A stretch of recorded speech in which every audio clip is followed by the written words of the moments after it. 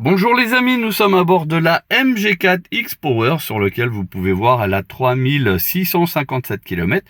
Elle nous a été prêtée en fait par un follower qui est présent sur le groupe Fan Club MG Motor FR qui je lui ai prêté la mienne et du coup comme ça il voit la différence avec la Luxury parce que en fait il est déçu de l'autonomie de sa voiture et du coup on s'est échangé nos voitures pour justement faire la différence. Donc là je viens de la recharger un petit peu parce qu'il n'y avait pas beaucoup de batterie, donc là on est à 76% qui indique 208 km.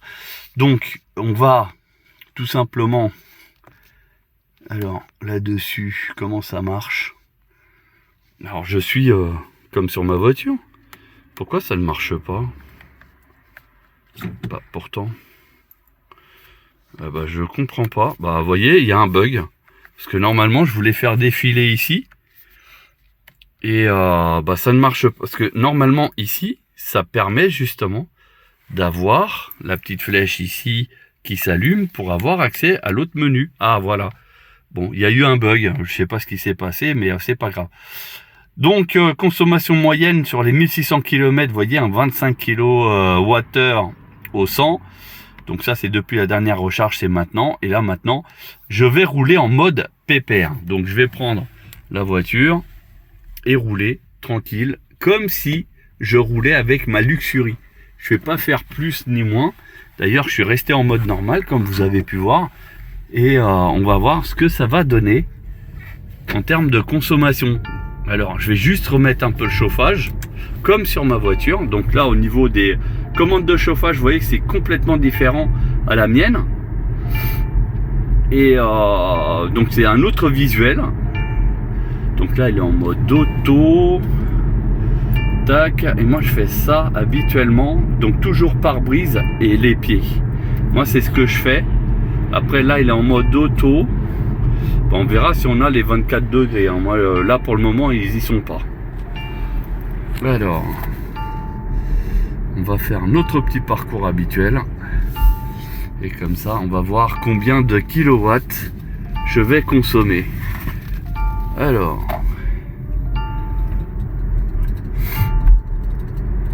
quand je fais la même conduite, j'ai pas l'impression d'avoir une sportive au volant. Ah, le chauffage vient de se mettre un peu plus fort. Donc ça, c'est pas mal. Après, on a aussi le fameux menu de la batterie ici. Voilà. Donc, ce qui est bizarre, c'est que dans le design, vous voyez, c'est toujours une 2 roues motrices, alors que normalement, c'était une version 4 roues motrices. Voilà. Donc là, quand on voit comme ça, on a l'impression que c'est uniquement de propulsion, donc comme la Luxury, la standard, etc. Allez, c'est parti. Là j'ai une consommation assez élevée, mais bon, on va pas en mettre rigueur et on va continuer le trajet. Alors là, comme vous pouvez voir, je suis bien en mode sport. Donc là je fais exactement le même démarrage. Ah oui, là ça envoie un peu plus. Donc, et d'ailleurs, freinage d'urgence.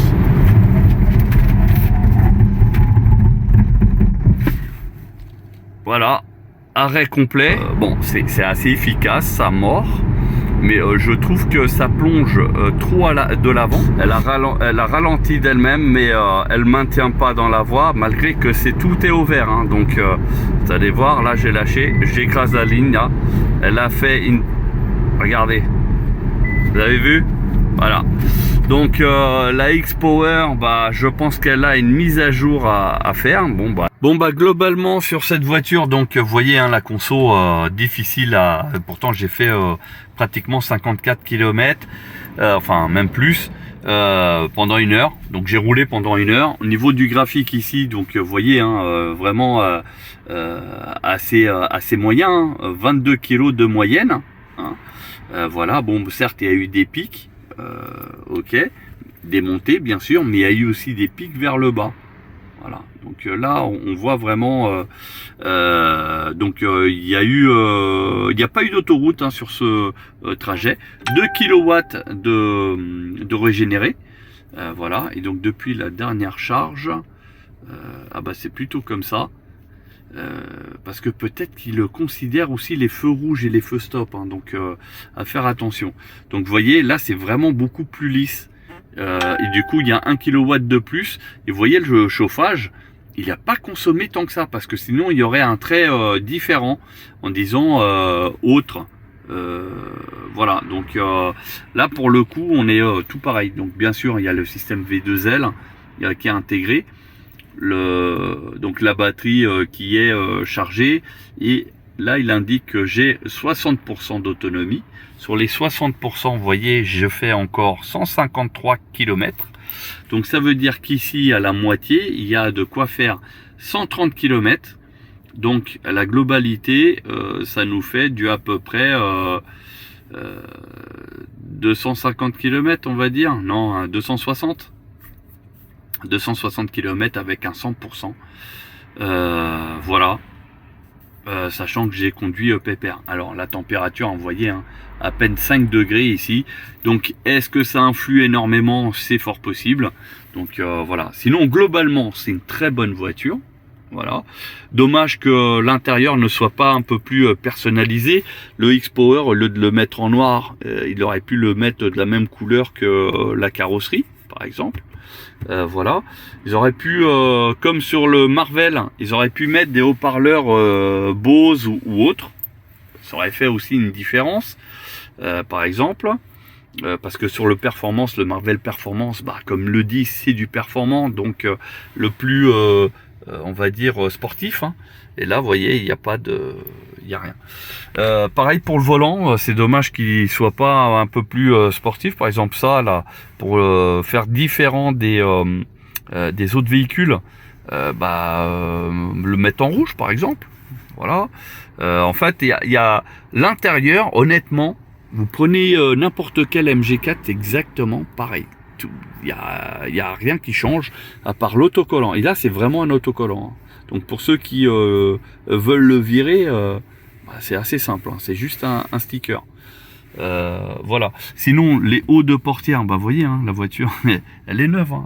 Regardez le kilométrage, voilà, elle a déjà une rayure. Voilà. Les plastiques, je crois que c'est la première fois que je vois des plastiques aussi de mauvaise qualité. Après là-dessus, c'est malheureusement déjà du dur, du molletonné aurait été bien, mais bon, voilà, il n'y a pas d'éclairage d'ambiance non plus. Voilà, donc après il faut savoir que avoir une voiture en 4 roues motrices ne veut pas dire que vous allez faire autant de kilomètres que les autres versions.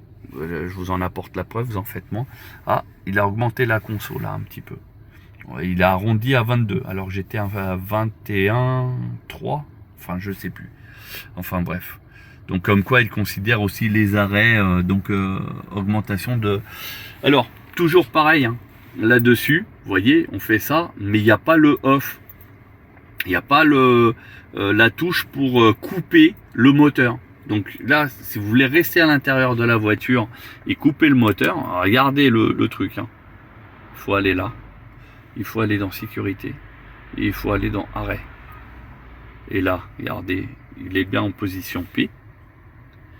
Fonction uniquement disponible en position P. Alors déjà, ce message, hein, il aurait dû s'afficher seulement si lui, il n'était pas en P. mais il est bien en P, c'est bien éclairé, regardez. Vous voyez?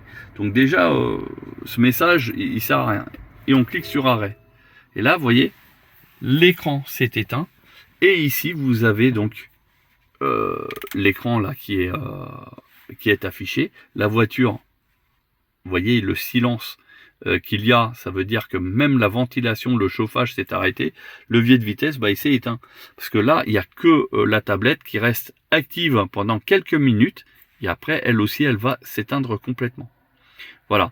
Donc, bon, je trouve dommage qu'il n'y ait pas eu d'autres choses. Par exemple, là, au lieu d'avoir un fond noir, il aurait pu être un fond éventuellement personnalisé, qui pourrait dire, voilà, vous êtes dans une voiture, on va dire, sportive.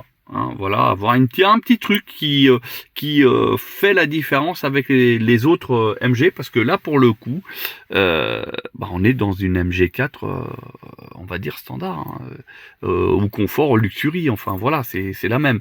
À part que là, on a le GPS, donc c'est plus une confort ou luxury, quoi. Voilà, je remercie chaleureusement donc le membre qui nous a prêté ce véhicule pour ce test. On lui a prêté la nôtre, il nous a prêté la sienne parce que il est vraiment déçu, on va dire, par rapport à la consommation. Il s'attendait à faire plus de 300 km. Pratiquement les 400 km. Enfin, il se disait, voilà, proche des 400, et au final, il est vraiment très souvent inférieur à 300 km. Et du coup, il est un peu déçu par rapport à ça. Et voilà. Sinon, globalement, sur la voiture en elle-même, il en est content. C'est plus la consommation qui le perturbe. Et c'est vrai qu'on en avait discuté, et on avait, enfin moi je lui avais dit que c'est dommage que MG par exemple n'avait pas mis un menu par exemple pour activer éventuellement que 2 roues motrices par exemple, pouvoir aussi jouer sur la puissance, avoir plus de puissance à l'avant qu'à l'arrière, ou inversement, comme il se fait sur pas mal de véhicules.